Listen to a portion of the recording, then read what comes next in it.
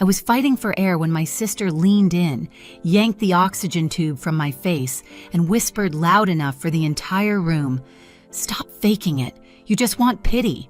No hesitation, no remorse. My parents stood at the foot of the bed, arms folded, eyes flat, saying nothing as my lungs collapsed in on themselves. But the mistake they all made was assuming I was alone. They didn't see Dr. Cole standing behind them, watching everything. And 2 weeks later, at Grandpa's will reading, he would speak 6 words that ended their entire story. Before I continue, where are you listening from? Tell me, so I know someone out there understands what it feels like to face family alone. My name is Evelyn Hart, and for most of my life, I played the role everyone expected of me. The strong one, the steady one, the daughter who never needed anything. People think that kind of strength is admirable. They don't realize it's usually just loneliness dressed up to look respectable. Growing up, my family didn't dislike me. They just didn't see me. Not really. Not the way they saw Marissa. She arrived 4 years after me like some glittering miracle, the child my mother had always dreamed of. Beautiful, delicate, dramatic in a way that drew attention like a magnet. I remember being 8 years old, setting the dinner table while Mom bent down in a cloud of perfume and told Marissa she had a special spark. I spent years trying to understand why I never had one. The truth is, I learned early that silence kept the peace. When Marissa cried, I stepped aside. When she wanted something, my parents rearranged their lives. When I needed help, the answer was always the same. "You're strong, Evelyn. You'll figure it out." And I did because I had no other choice. The only person who ever interrupted that narrative was my grandfather, Arthur Hale. He was the kind of man who noticed the smallest things: a fraying sweater cuff, a long exhale the way a child held herself when she was trying not to cry. When I was 12, my family forgot my birthday because Marissa had a recital downtown. I sat behind his old tool shed, staring at the dirt, trying to swallow the lump in my throat. He found me, there knelt down with those rough hands and said quietly, "You are a gem, hidden in darkness. One day the light will find you." I didn't understand what he meant then, but I held on to his words like a lifeline. As I got older, work became my refuge. I built a career in healthcare operations, learned discipline out of necessity, my lungs demanded it, and kept my distance from the chaos of my family. I lived in a small condo in Denver, surrounded by quiet and clean air purifiers, telling myself space was enough. Then Grandpa died, and somehow, no one thought to tell me he'd been declining. They gave me the news after he was already gone, as if my grief would be tidier that way. I should have known that was the beginning of everything unraveling. The day of Grandpa's funeral felt like stepping into a play where everyone else had memorized their lines, except me. The church in Denver smelled faintly of polished wood and lilies, and every pew was filled with relatives, dabbing at their eyes as if grief were a performance they'd rehearsed. I stood near the back, hands clasped, lungs tight from the altitude, and the emotion I wasn't allowed to show. Marissa, of course, sat in the very front, draped in a black dress that probably cost more than my monthly rent. Her shoulders shook dramatically, earning pats and sympathetic whispers from every aunt within reach.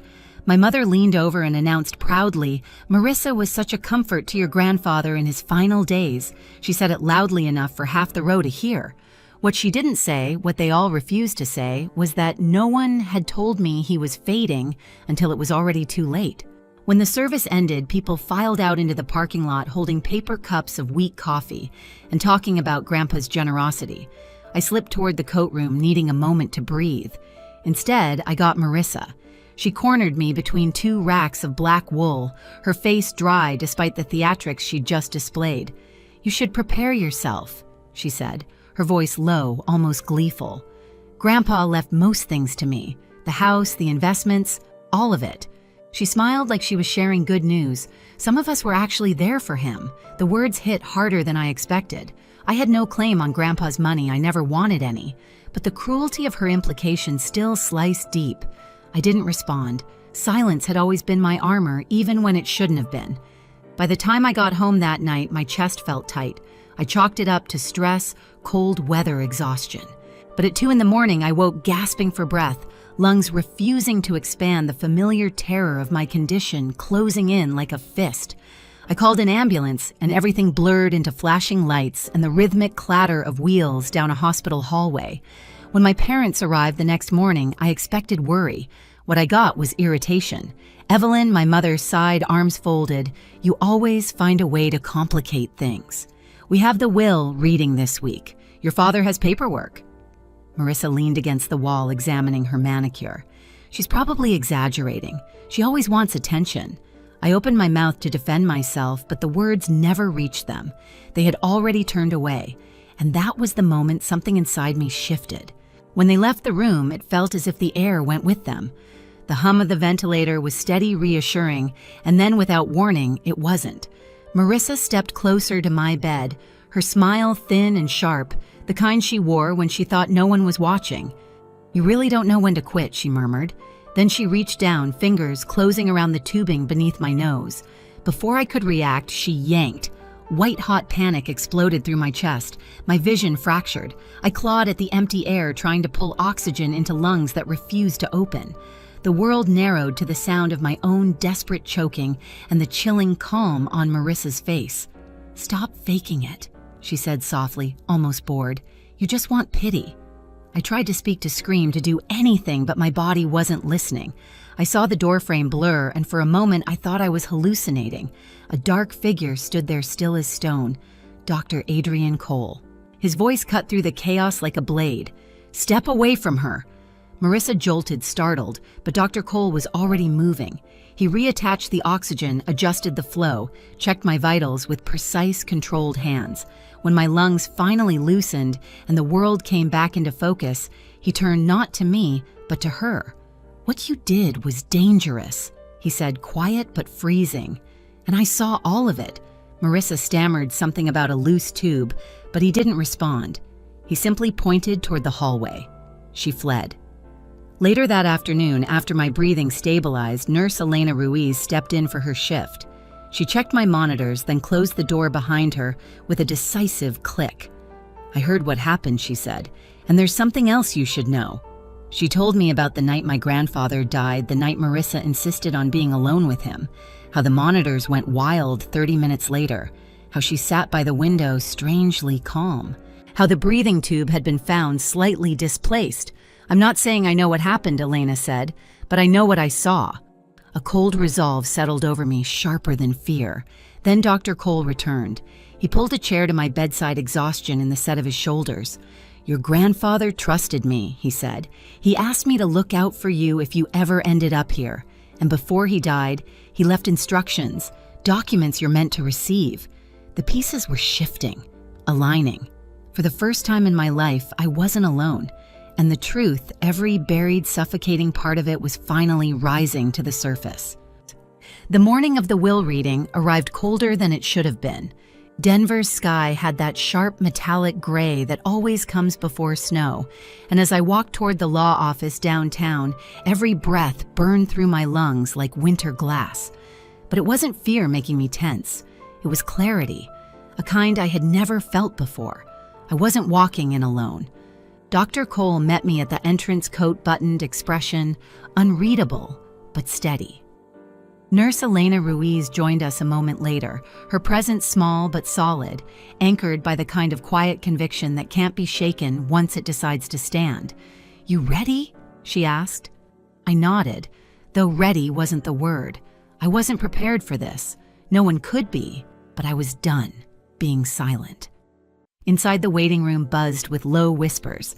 My parents sat together, stiff-backed, attempting dignity.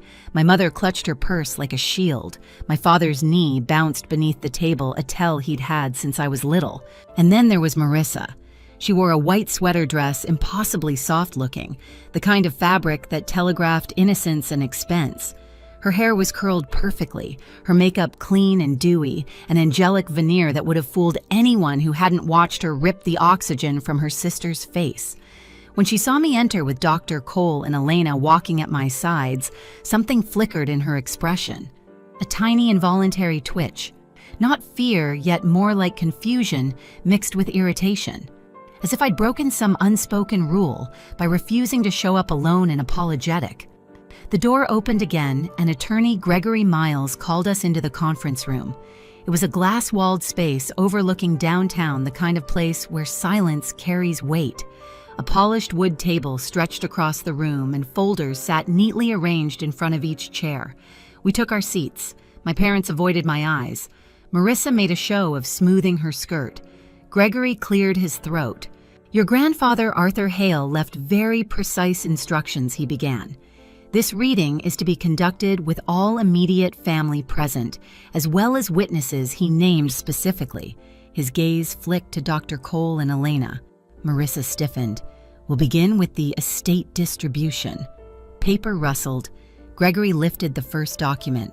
"The primary residence in Boulder, appraised at approximately $800,000, will be divided equally between Lorraine Hart, William Hart, and Evelyn Hart." My mother blinked. My father's head jerked up. Marissa shot to her feet. "That's not right," she snapped. "Grandpa told me the house was mine. He said I would be taken care of." Gregory didn't flinch. "Sit down, Miss Hart. There is more." She sank back into her chair, knuckles white against the table's edge. "The remaining investment accounts," he continued, "are to be allocated based on separate instructions provided by Mr. Hale." He closed the folder. "Before we proceed, we need testimony." The room shifted. Air thickened. Dr. Adrian Cole Gregory said Mr. Hale named you as a crucial witness. Dr. Cole stood slowly, his posture straight, voice level and clear. "I cared for Arthur Hale for 5 years. In that time, he confided in me significant concerns about his family dynamics, particularly regarding Evelyn, who he believed had been neglected and mistreated." He looked straight at my parents as he spoke. "Mr. Hale requested that if Evelyn ever arrived at this hospital, I was to ensure she was not alone." My mother opened her mouth to object, but he continued. 3 days ago, I walked into her ICU room and witnessed her sister Marissa Hart deliberately removing her oxygen tube, causing airway compromise and acute respiratory distress." The words hung in the air like a dropped chandelier. My mother gasped. My father's knee stopped bouncing. Marissa's lips parted in shock. "That's a lie," she burst out. "She was exaggerating. She always exaggerates." Elena rose before Gregory could call her. "I was there," she said quietly. "I saw you pull the tube, and I saw you stand there while your sister choked." Marissa let out a strangled sound, a mixture of disbelief and panic. "This is insane. They're making things up. Why would I hurt my own sister? This is some attack." Gregory lifted a hand for silence. Then he reached for a separate envelope. "Your grandfather anticipated denial. He left this as well." He handed the envelope to Dr. Cole, who stepped closer to Marissa. His shadow fell across her as he set a hand on her trembling shoulder. The room froze. He looked her directly in the eyes and spoke the 6 words Grandpa had left for her. "I saw you." And he knew. The effect was instant. Marissa's face drained of color, eyes blown wide with something raw fear, recognition, guilt, maybe all 3. Her breath hitched. Her composure cracked like thin ice. What does that mean?" she whispered. Gregory answered. "It means your grandfather changed his will after learning about your financial misconduct and your treatment of your sister. He left documented correspondence notes and accounts of the distress you caused him. He instructed me to remove you from inheriting any major assets." He opened the last envelope. "Furthermore, Mr. Hale created a separate bequest to Evelyn." My heart hammered. I didn't want money. I'd never wanted anything from them except respect. But hearing my name spoken with intention, spoken by someone who had seen me, made something inside me steadier. Gregory read to my granddaughter, Evelyn, who lived her life in shadows not of her making. I leave the mountain retreat in Boulder and a healthcare trust ensuring she never worries about treatment. I saw your strength. I saw your kindness, and I was always proud. My throat tightened, not from grief this time, but from recognition. Someone had finally chosen me. Across the table, Marissa broke. She shoved her chair back and dropped to her knees beside me, grabbing my hands. Her voice trembled with desperation. "Evelyn, please, don't let them do this. I didn't mean it. I was stressed. I was scared." You know how things get. We're sisters, blood is blood. You can't just abandon me. I pulled my hands back gently. All my life, I had been the one who bent, the one who absorbed the hit, the one who stayed quiet so the family stayed peaceful. But peace built on someone's silence isn't peace, it's bondage. Marissa, I said softly, I'm not suing you. I'm not pressing charges. I'm not taking this to court. Relief burst across her face. But then I finished. But from today forward, you are not my family. Her smile collapsed. You don't mean that. I do. I'm done carrying the weight of your choices. I'm done pretending your cruelty is just insecurity. You will deal with your debts. You will deal with your reputation, and you will deal with the truth of what you did. My mother finally found her voice. Evelyn, she whispered, this is all so much. We didn't know. You did, I said quietly. Every time she mocked me and you laughed. Every time you praised her for breathing and ignored my achievements. Every time I asked for help and you said I was strong enough. You knew. Silence. Heavy. Unavoidable. My father's eyes glistened. Can you ever forgive us? I don't know, I said. But forgiveness without change is just another performance. If you want a relationship with me, you will have to earn it. No one spoke after that. Not a word. When we left the law office, snow had finally begun to fall, soft, slow flakes that melted the moment they touched the ground. Dr. Cole walked beside me, Elena just behind. For the first time in my life, the air felt clean. I moved into the mountain retreat 3 weeks after the will reading. The house sat on a quiet hillside in Boulder, tucked between tall pines that swayed like they were breathing with me. The first morning I woke there, sunlight spilled across the hardwood floors, and for the first time in years, my lungs expanded without effort. No alarms, no tension, just air. I unpacked slowly, room by room. Grandpa's books went into the study exactly as he'd kept them, alphabetized, annotated, some pages softened by time. Running my fingers across his handwriting felt like touching a memory that had finally learned to speak. I didn't block my parents' numbers. I didn't invite them either. Boundaries, I learned, weren't walls, they were doors I controlled. A week later, my father sent a message saying they were working on things. I didn't respond, but I didn't delete it. On Saturdays, I met Dr. Cole at a small cafe overlooking the ridge. He told me stories Grandpa had shared during appointments, questions about my work, pride he never voiced to the family, worries he buried because no one listened. Each story stitched something inside me back together. One evening, Nurse Elena called. A journalist from a national women's magazine wanted to talk. She'd heard about my experience at the hospital, not for scandal, but for a story on resilience and invisible daughters. For a moment, I hesitated. Then I said yes. Healing, I realized, wasn't about forgetting what happened. It was about stepping into a life where I no longer needed permission to breathe. In the quiet of that mountain house, I finally understood what Grandpa meant when he said the light would find me. It wasn't about fortune or revenge. It was about finally seeing my own worth after a lifetime of being overlooked. And if you've ever felt like the invisible one in your family, I want you to hear this clearly. You deserved better too.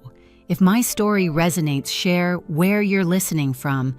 Tell me your truth in the comments and subscribe so you don't miss the next story. You're not alone.